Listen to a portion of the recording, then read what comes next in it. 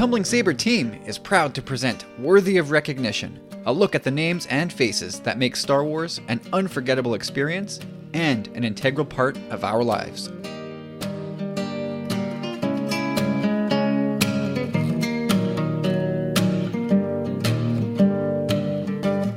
Hey everybody, welcome to the pilot episode of Worthy of Recognition. That's what we're calling this thing.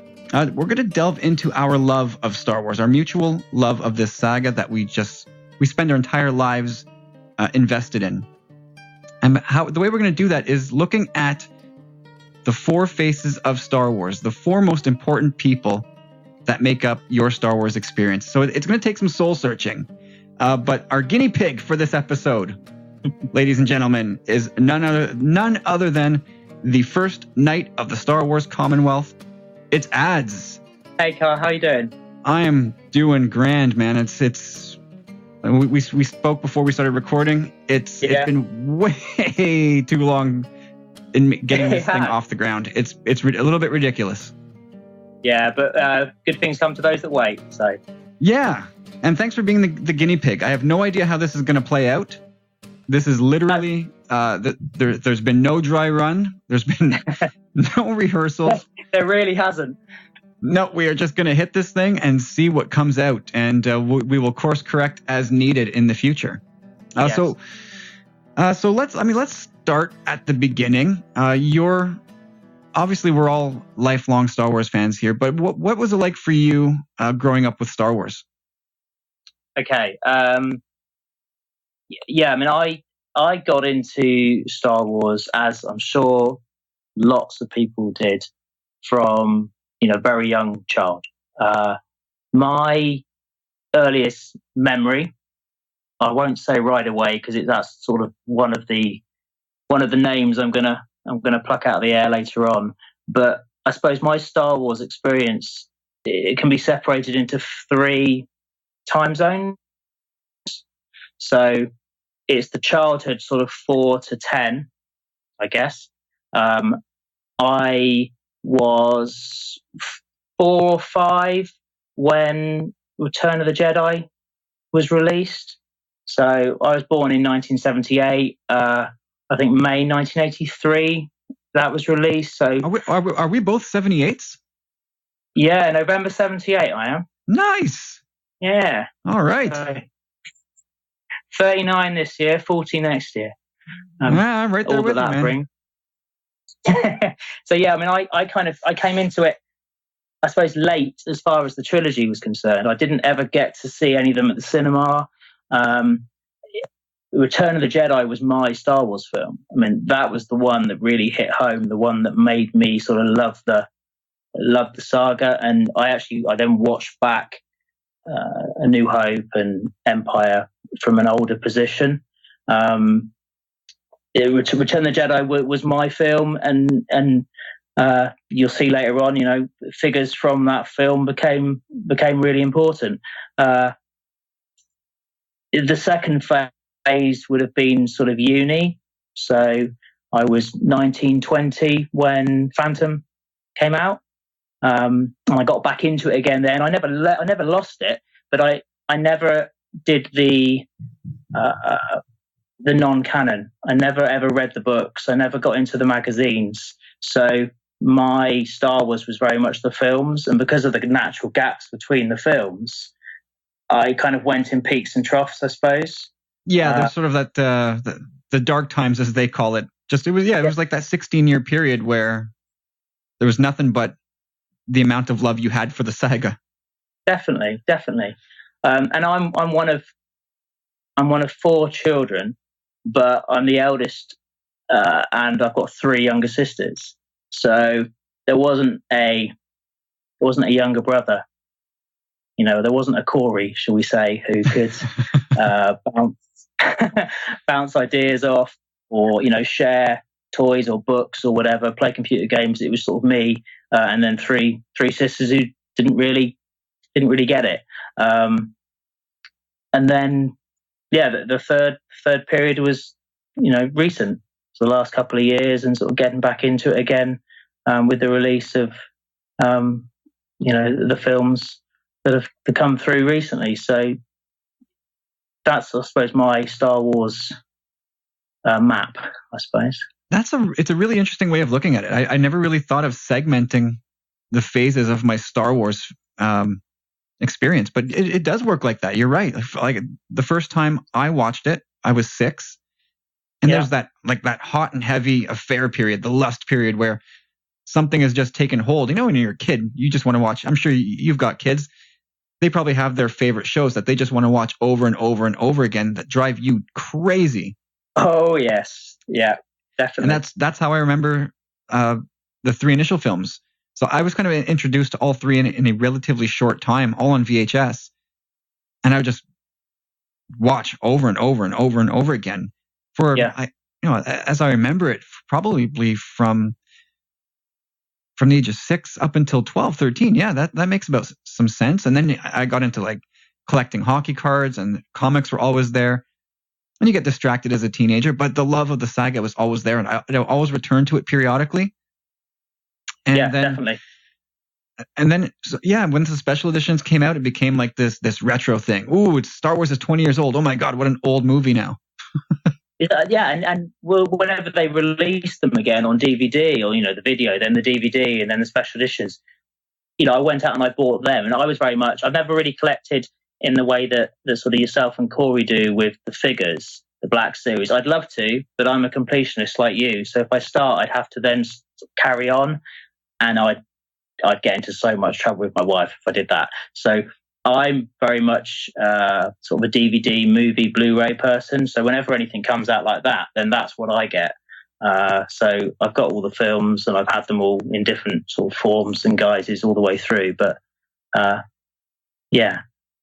No, well, not to point you down the dark path, because I'm sure you're happy with your money right where it is in the bank account. But the completionist is a killable character. I used to, like, early on in the podcast, I would say, I'm a completionist. Whether it's my favorite bands, I need to have all their music, favorite toy lines, I got to have it all. Yeah. That part of me is dead. It's gone. I don't need to do that anymore. So the Black Series figures, I've only picked up the ones I wanted. Same with the 3 3/4. I'm out, baby. It's doable. You can do it, ads. How tips on doing it? Just fixate on that character looks great. I just want that one, or 2 or 3, whatever it is. Just they look great. I don't need to have, like, for example, I bought. So I'll back up just a bit further. All the Black Series stuff that came out. Yeah. I didn't buy them. It was just like, no, I'm not going to touch this. But then the 40th anniversary figures came out, and I was like, well, these look spectacular. But often the case, the figure in the Black Series packaging and the 40th anniversary packaging is the same. Yeah. So I'm not buying both. So I think I'm probably, it's easier for me because I wouldn't buy it and leave it in the package. So for me, it would be opened and it would be played with, and it would be played with by sort of a 4-year-old predominantly, followed by a 7-year-old a bit. I wouldn't ever buy one and then put it up. That's just me, I guess. But as a result, I probably so those wonderful figures, shall we say, that you've got going into a drawer in a few days' time. If I won one of those, I'd open it and I'd let my boys play with it. It'd be that sort of thing. So. Yeah, well, mine usually just sit on a shelf. I don't open too many, but they do just kind of sit on the shelf. It torments the children. So sometimes I try to throw them a bone. I'll pick up an extra this or that for them. But yeah. All right. So over the years, I'm sure you've had many unique experiences with Star Wars, and certain faces or people get attached to that experience. So let's take a look at your 4 faces of Star Wars. It doesn't have to be in any particular order. But the only rule to this whole thing is that there's no George Lucas. That's the only rule, because I figure that anybody who comes on this show, the first name that's going to come tumbling out of their mouth is going to be George Lucas, and that will make for a pretty boring show. So that's the one and only rule. Okay. The flanneled one is I just assume he's on everybody's list. We don't have to talk about him because we know it too well. So go ahead, throw us your first name. Okay, all right. So the way I've looked at this is I've gone for who to me makes me think of Star Wars, and so the earliest Star Wars memory I've got. So that was where I started, and the earliest Star Wars memory that I have is I must have been 4 or 5, and where we lived, there was a market. Every Saturday there was an indoor market. It was the sort of market you'd walk in and you'd be hit by the smell of fish, that had just been caught that morning. Proper quality marketplace. And there was a big area in this market. And the memory I've got is my dad taking me down, and it was a big group of people, and we were all there to see Darth Vader. Now, my memory all the way through this is that it was David Prowse. And I can't find any evidence to the contrary. I can't find evidence to prove it either. And I was only 4/5 at the time. But somewhere along the line, my memory has created, engineered, whatever, the fact that this was David Prowse. He lived in Bristol. We grew up in Bristol. Now, Bristol to where I grew up, a place called Exmouth, near Exeter in the southwest of England. It's about an hour away. So it's really quite possible that he could have come down. It could have been a sort of a film, a promotional event, I guess. And I got picked up by this Darth Vader. And I've got a memory of this being physically picked up in the air above his head, with my head right next to, the mask, the helmet. And that, to a 4 or 5-year-old, I've never, ever forgotten. And I can still picture it now. I can remember being in the group of people, and I can remember going out and standing in front of him, and he picked me up. Talk about first impressions, right? I mean, this is right at the beginning where you first saw Star Wars, right? Yeah. I mean, this is it. I mean, this is, I don't even know if I'd seen Star Wars at that point, to be perfectly honest. But by my reckoning, this would have been around about 1982, 83. So it was either just before Return of the Jedi, it was just after Return of the Jedi. It was something like that. But it's just always stuck. I can picture it now. And there's a photo at home. I couldn't find it. It's at mum and dad's somewhere, but there's a photo at home of me being lifted up. So I've definitely been lifted up by Darth Vader. Hopefully David Prowse was inside. But anyway, that's the first. We're going to go with that. That was Dave Prowse in there, for sure. I think so. Yeah. Do you want my second one? Yeah, absolutely. I gotta say, I love that first one, man. That's exactly the type of personal story that I'm hoping to get on this show. So you've set the bar pretty high right off the bat. I'll try and find a photo and send it down to back it up a little bit. The second one, and I guarantee no one will ever have heard this name, because the name is my 7-year-old friend, a chap called Andrew Bottom. Now, I was best mates with Andrew. We've lost touch now. I mean, this was when I was up in Norfolk. We moved around when I was younger. But the reason Andrew gets his place here is because it was at his house that I have the first memory of watching Return of the Jedi. And I'm pretty certain I watched it on VHS.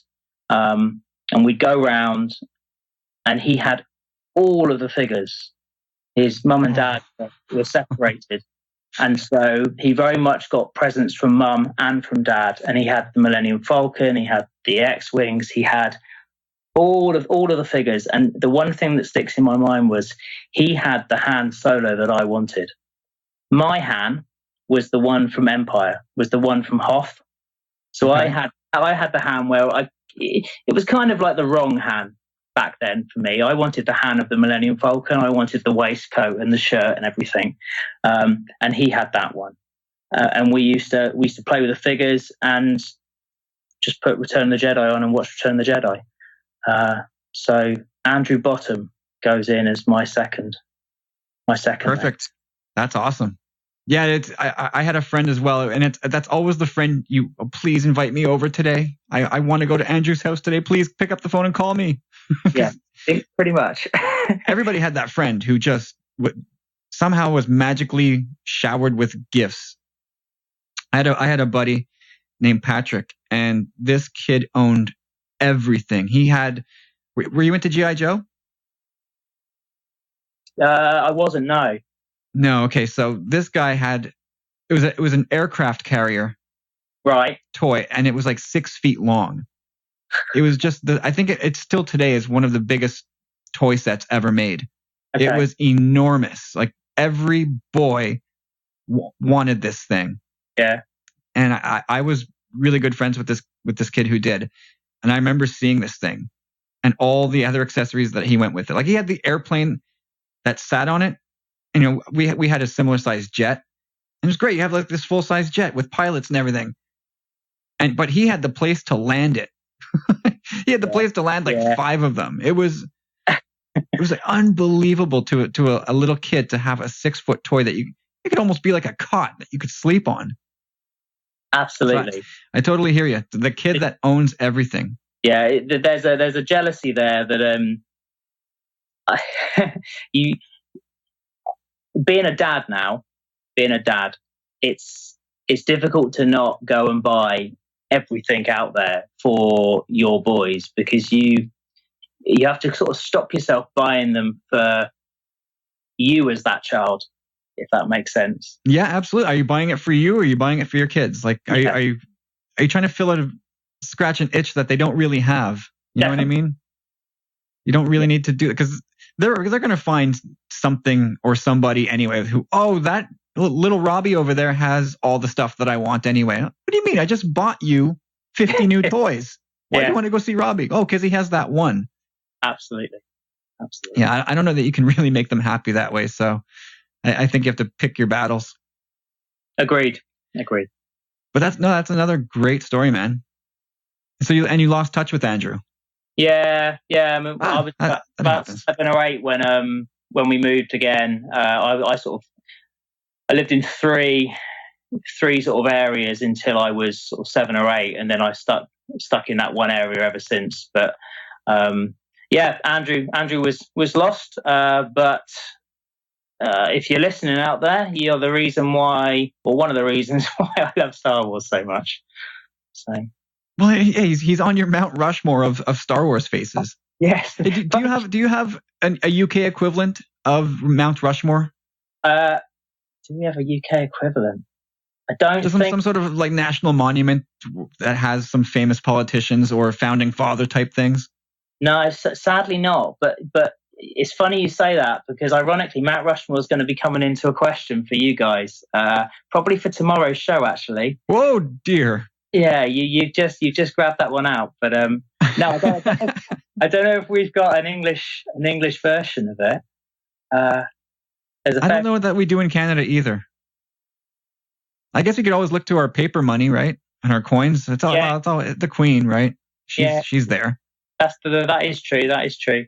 But as for four faces on a mountainside, we haven't got anything like that. That's for definite. Now, well, what are you going to do? Exactly. All right, so hit us with your third name. Okay, the third name, predictably perhaps, but the third name would be Luke, or Mark Hamill. The iconic character. Along with Anakin, Luke Skywalker, I should think is the one that carries that Skywalker name through. And he was who I wanted to be when I was a little boy. I was Luke. I was the one with the green lightsaber. Because Return of the Jedi was such an important film for me, and the film that really sort of got me into Star Wars. I had Luke, but Luke the Jedi. So I went back and learned Luke's story. I didn't come into it in 77 with Luke as the farm boy. and then see how he grew up into the Jedi. I went straight in with Luke in the black with the green lightsaber, already done, already powerful. He'd already mostly figured it out. Yeah, and I wanted to be him. I'm sure I probably would have had the same experience if I'd have been sat there watching A New Hope, watching him become the hero. But for me, he was already there. And there's parts of Return of the Jedi that I don't think can be beaten. I mean, the green lightsaber, some of the shots when he's fighting Vader at the end, the sort of the clash of the green and the red, the barge, Jabba's barge, and the scene with R2 where he chucks the lightsaber out and he does the jump, and my boys love that. They sort of shout and go, "Whoa, great!" when that happens, when they see it. We watched it again this morning, in fact, and he's the person, I suppose, that I'm most looking forward to then seeing his development in the next film, in The Last Jedi. Well, that's a great question. I'm sure this will come up. I'm sure other people down the line will have Luke Skywalker as a face from their Mount Rushmore. Yeah. I wonder how The Last Jedi is going to change that. I wonder, like, if we had you back 5 months from now, would you change your answer? Like, could they do anything with Luke to make you go, wow, they've pulled the rug out from under him? I think some interesting things could happen with Luke. I'm a bit scared, if I'm being honest, because he's on this pedestal, and I'm not convinced that we're going to fall back in love with him at the start of the new film. I think there's going to be a period of time where he's not going to be easy to love. He's not going to be easy to be on the same side as. I think it's going to be a case perhaps of taking sides between him and Rey. And we're going to naturally, I think, fall onto Rey's side, because I think we'll see that Rey will be the one in the right. And it will only be perhaps towards the end of the film where actually Luke comes back into his own and assumes the sort of the hero status that we all know he has shown previously and hopefully will in the future as well. It's totally that, man. I think we all kind of share that fear from Bennett Skyhopper's podcast. Luke's his favorite hero of all time. Yeah. He's terrified. And I'm afraid, and you're afraid. Like, I think you're right. Like, exactly what you said. We're going to come into The Last Jedi and we're going to look at Luke and our hearts are going to break and go, what's happened to you? Who are you? Go with Rey. Go fight. They need you. And he's just going to be this grump that just doesn't want any part of it. And we're going to be rooting. We've seen things from Rey's perspective. She's going to try and pull him back in. And please, Luke, go with her. And he's probably, I don't know that if he will or won't. My guess now is that he won't, but I think eventually he will. And that's when we'll meet the old Luke again. I can't wait for that moment. Do you think it will happen at the end of The Last Jedi, or do you think that could be left until the ninth one? I don't think that we'll see Luke in action in at the end of episode 8, but I think we'll know that he's back in the fold. I think he's going to show up. I think we're going to have a reunion scene with Leia, and I think we're going to know that Luke has pulled himself up and he's ready to go. I think that's how the movie might end, where we go into 9 going, oh damn, like Luke's back and he's going to open a can of whoop ass in episode 9. Yeah, but isn't it exciting that we hear so many things, we know so many possibilities, we have ideas about what might happen, but actually we have no idea how 8 is going to end up. We have no idea where we're going to be at the start of 9. We have no idea where we're going to be at the end of 9. You know what's funny is that right now they have no idea. The powers that be have no idea where 9 is at right now. They're starting over, I think. Yeah, definitely, especially with the recent news, with JJ and everything. I mean, it's it's up for grabs again.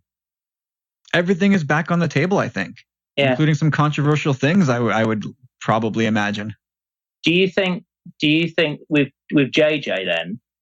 Sorry to go off topic, but do you think with JJ coming back in, do you think the Leia storyline is? I think that's back on the table. You really do? I think a conversation will be had. Whether we as fans hear about that conversation, I doubt that. And Lucasfilm has already kind of set the table for fandom. They said we're not recasting and they're not doing CG. No, and I think there's, I forget the exact wording, but I think that's all that fans heard. No recast, no CG. So I think that's the only thing that people understood by and large. Yeah.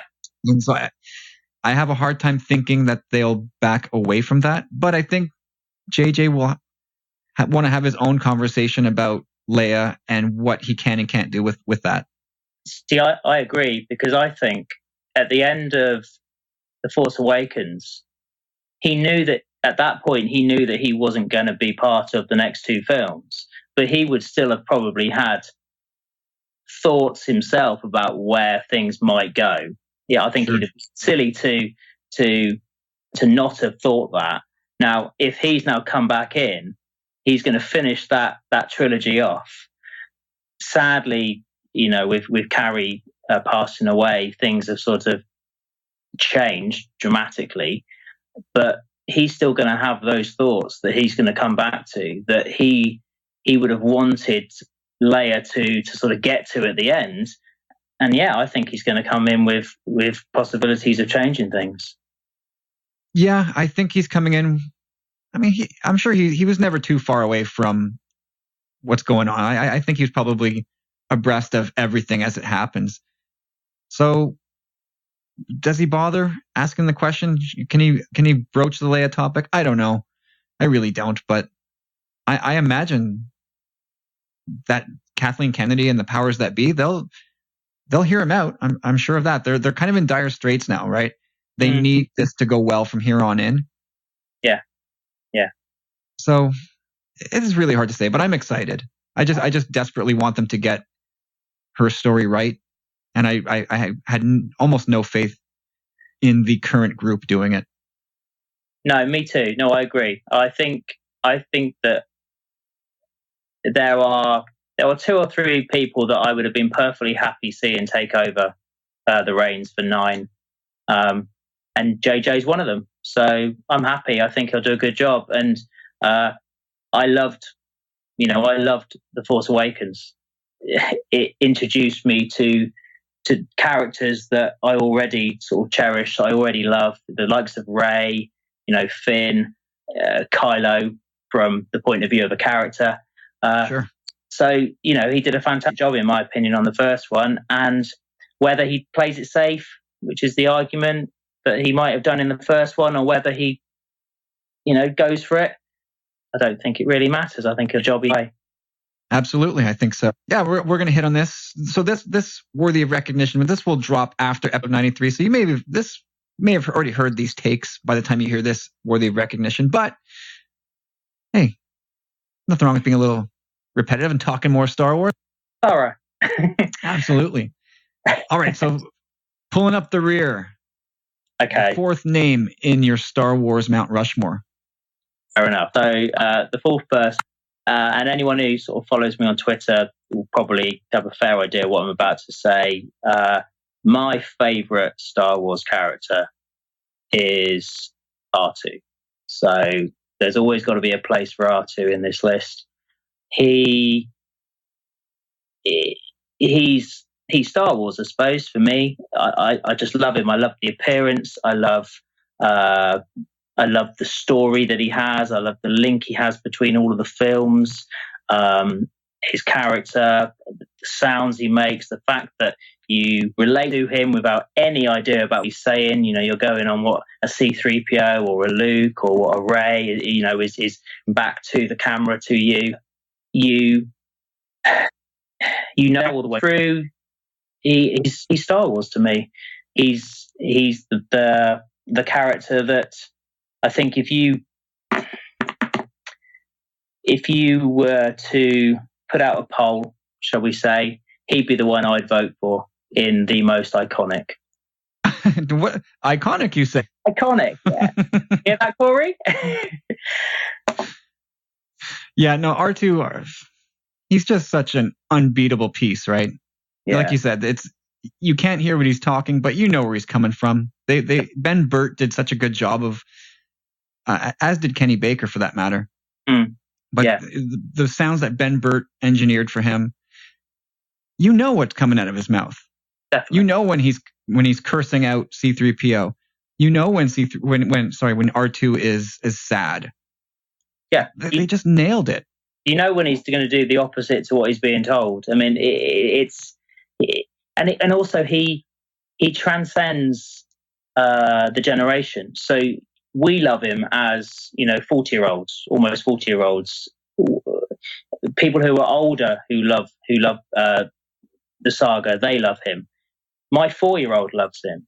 He's still as much of a character now to the new generation. In a way that someone like C-3PO, I don't think quite is. I think of those two, R2's the one that actually is still lovable now to the 3, 4, 5-year-olds, and has actually a bigger part in the story, hopefully. I don't know. I'm not as bad as Cos. He's always sort of just been the other droid to me. Maybe because I've always R2, so he's always sort of been the one. Or inseparable, right? Yeah. You just can't have one without the other. I think he's just automatically was always number 2. So I really made cracks about C-3PO growing up. He was the annoying. He's always so nervous and precious about everything. Yeah. But R2 was just sort of, he was like that cool dog you had as a kid. It's just, R2 is tough to beat, man. He's the reason why someone like Chopper's so successful. R2 set the template. These, and like Corey said on the podcast, like the astromechs, they're kind of like dogs, right? You put a dog into a movie, everybody likes the dog in the movie. Yeah, definitely. And so that's what these R2 units are. They're handy pets. Yeah, lots of it.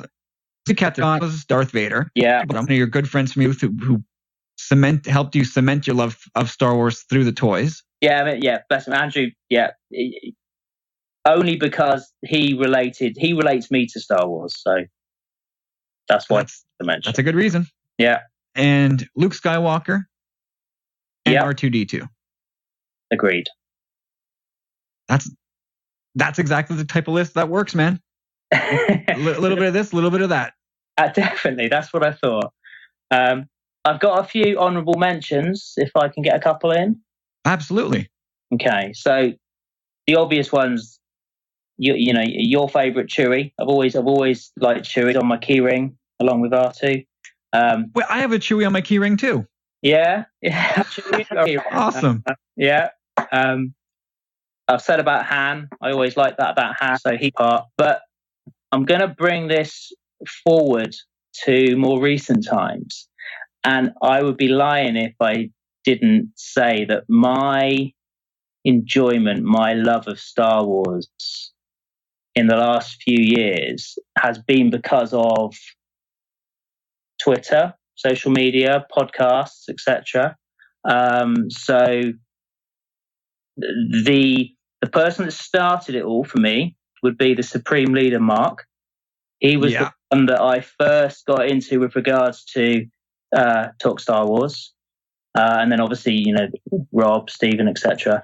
But the likes of yourself, Corey, James, without you guys, without the podcast, without all of the friends, the people on Twitter that, you could list off names now that you sort of socialize with, you interact with every day, I'm not sure that I would be as into Star Wars as much as I am now without that. So special mentions to you, mate, to Corey. Thanks, man. to Mark, all of you guys who have created this fantastic sort of space, Star Wars space, Commonwealth, for us to interact in and enjoy, hanging out with people with similar loves. So, well, it's always easy to just share the germs with one another, right? Yeah. It's when you're alone. Like I remember, I got into Star Wars with Corey in 84, 85. That's already the dark time. That's sort of like the defined dark time for Star Wars between 84 and 94. Yeah. That's when we got into it, and it bit us just as hard. And we had friends who also liked it, but because it was sort of off the radar as far as new content and pop culture had gone, you were not that you were chided for it, for liking it, but it wasn't a thing anymore. It wasn't the popular thing anymore. So the fact that it endured, and Corey and I were able to share it with one another, but then over time, especially leading up to the prequels when things got more heated, but there was a time when it was just totally underground for us. Not dormant, but we didn't talk about it. We didn't share it. We'd pop in the movies once in a while and watch them. Yeah. But yes, like as far as social media is gone, it's makes things so much easier to share and indulge in. And when you have other people who you connect with, that you find that you're just as enthusiastic. I couldn't agree more. It's like this almost self-sustaining energy. I mean, if I took away the Twitter, the podcast, I mean, the podcasts they have become a thing I do. I listen to you guys every Tuesday. I put you on in the car driving to work, and I usually finish listening to you 5 minutes from getting back home again. The duration of the journey to work covers nicely a tumbling saber slot. And then, except for our marathon pods. Well, yeah, I have to go a little bit further. But they have become a part of my daily sort of being. The average week is listening to you guys. It's listening to sort of talk Star Wars. It's socializing on Twitter. If none of that was around, the films would still be there. They would still be producing, these films, but you wouldn't have the same experience, because no, as much it wouldn't be social at all. No, it's not. It's as much about hearing what you guys think. It's sort of chucking ideas at you, speaking to you on Twitter, etc. And that's part of it. That's part of the enjoyment. And then when the film comes along, it's like, oh, great. That's almost like the cherry on top. Talk about, take away Twitter, take away our podcasting, and we'd probably buy a couple toys and put them on the shelf, and that would be the end of it. It would not be nearly as fun and contagious as it is these days. We're living in quite the time to be a Star Wars fan. We are. Maybe the best time. I think you can make a very good case that this right now in 2017 is the best time to be a Star Wars fan. I wouldn't disagree with that. And possibly, it's just going to get better and better, because it looks like they're going to keep, banging the films out and creating the content for us to all talk about. Yeah, absolutely. I mean, I kind of hope they do. I kind of hope they just keep doing this until they can't do it anymore. Yeah, agreed. All right. Well, that's anything else you want to talk about before we cut you loose? One final thing was just as another honorable mention. Again, I wouldn't have the same experience if I wasn't a dad of two little boys, because it's as much about sharing it with them, and building Millennium Falcons out of Lego for 7 days. And ladies and gentlemen, that's where the vagaries of Skype recording software strike again. Unreliable as it has always been. It failed me. It's the first time in a long time I've relied solely on Skype recording software, and that was the end result. So apologies for the sound quality. It had nothing to do with our actual conversation. Just the resulting recording was not super, super great. But still, I hope you enjoyed it. But trust me when I say it would have been a whole lot worse if not for the digital wizardry of Commander Cody from the Rogue Squadron podcast. So a huge thanks to him for salvaging what was a very messy audio file to begin with. And so check them out, Rogue Squad Pod on Twitter. If you like beer and video games and Star Wars, Marvel, DC, Game of Thrones, that kind of thing, this might be the podcast you might want to check out. So again, Rogue Squad Pod on Twitter, and thank you very much to Commander Cody for the digital wizardry. Really appreciate him applying his expertise to this faulty file of ours. And you didn't miss much. Really, you missed, I think, maybe 2-3 minutes there at the end. It was Ads giving his boys, Charlie and Sebastian, a shout out for adding to his Star Wars experience. And as parents, anybody who's a parent who now shares Star Wars with their children can certainly appreciate that sentiment. And that's pretty much where we ended things. So again, you didn't miss too much, and I'm glad the recording didn't cut out much sooner. Otherwise, I would have had a real mess on my hands.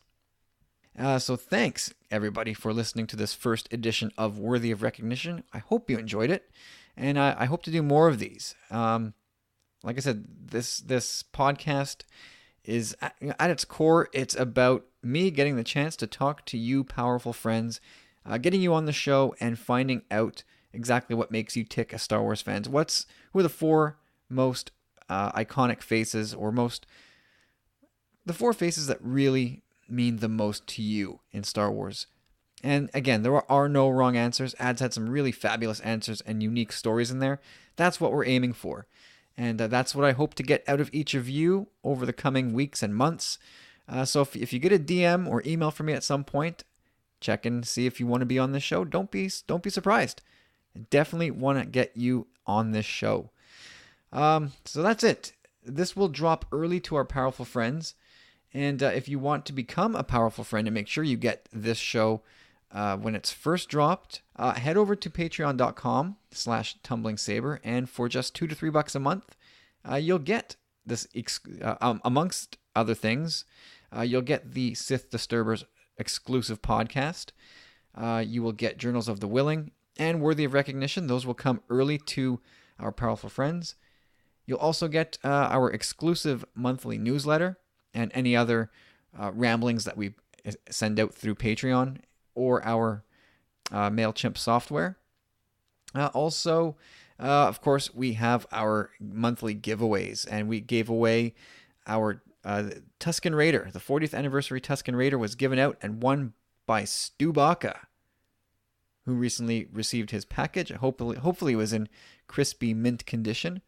And coming soon, we are giving away 2 3 3/4 inch Luke Skywalker figures. So you want to get to tumblingsaber.com/powerfulfriends, or just head over to patreon.com/tumblingsaber and become a powerful friend. That's the way this works. And we would love to get you in the rotation for this show. So that's it. Thank you, everybody, for listening to this. Let us know what you think. Let us know what worked, what didn't. Did you like this pilot episode? I think it went well. I had fun talking to Ads, as I will certainly have fun talking to the rest of you. So that's it for now. Thanks again for listening, and we're going to catch you again later in the next episode of the Tumbling Saber podcast.